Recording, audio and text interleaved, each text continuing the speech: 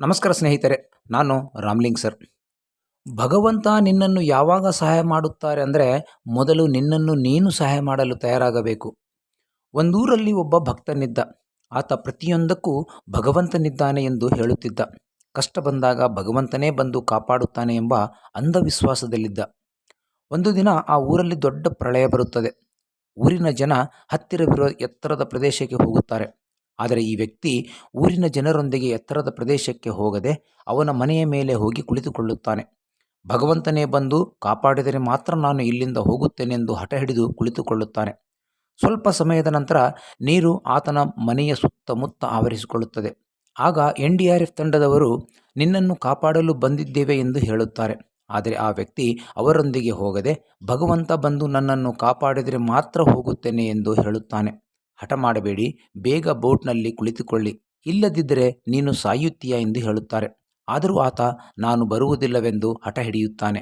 ಆಗ NDRF ತಂಡದವರು ಅವನನ್ನು ಅಲ್ಲೇ ಬಿಟ್ಟು ಹೋಗುತ್ತಾರೆ. ಸ್ವಲ್ಪ ಸಮಯದ ನಂತರ ಮನೆಯ ಮೇಲ್ಛಾವಣಿಯವರೆಗೆ ನೀರು ಬರುತ್ತದೆ. ನಂತರ ಆತನ ಎದೆವರೆಗೆ ನೀರು ಬಂದಿರುತ್ತದೆ.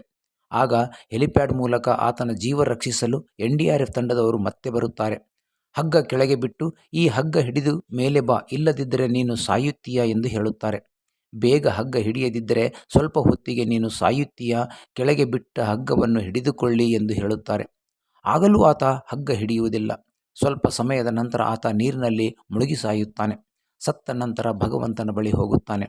ನಾನು ನಿನ್ನನ್ನು ನಂಬಿದೆ ಭಗವಂತ, ಆದರೆ ನೀವು ಬಂದು ನನ್ನನ್ನು ಕಾಪಾಡಲಿಲ್ಲವೇಕೆ ಎಂದು ಭಗವಂತನಿಗೆ ಪ್ರಶ್ನಿಸುತ್ತಾನೆ. ಆಗ ಭಗವಂತ ಆ ವ್ಯಕ್ತಿಯ ಕಪಾಳಕ್ಕೆ ಹೊಡೆಯುತ್ತಾರೆ. ಏ ಮೂರ್ಖ, ನೀನು ನನ್ನನ್ನು ನಂಬಿದ್ದರಿಂದಲೇ ನಿನ್ನ ಪ್ರಾಣ ಕಾಪಾಡಲು NDRF ತಂಡದವರನ್ನು ದೋಣಿಯ ಮೂಲಕ ಕಳುಹಿಸಿದ್ದೆ. ಆದರೂ ನೀನು ಅವರ ಮಾತು ಕೇಳಲಿಲ್ಲ. ನಂತರ ಹೆಲಿಪ್ಯಾಡ್ ಮೂಲಕ ನಿನ್ನನ್ನು ರಕ್ಷಿಸಲು ನಾನೇ ಕಳುಹಿಸಿದ್ದೆ. ಆದರೆ ನೀನು ಅವರ ಮಾತು ಕೇಳಲಿಲ್ಲ. ಅಂಧವಿಶ್ವಾಸದಲ್ಲಿ ಕುಳಿತುಬಿಟ್ಟೆ.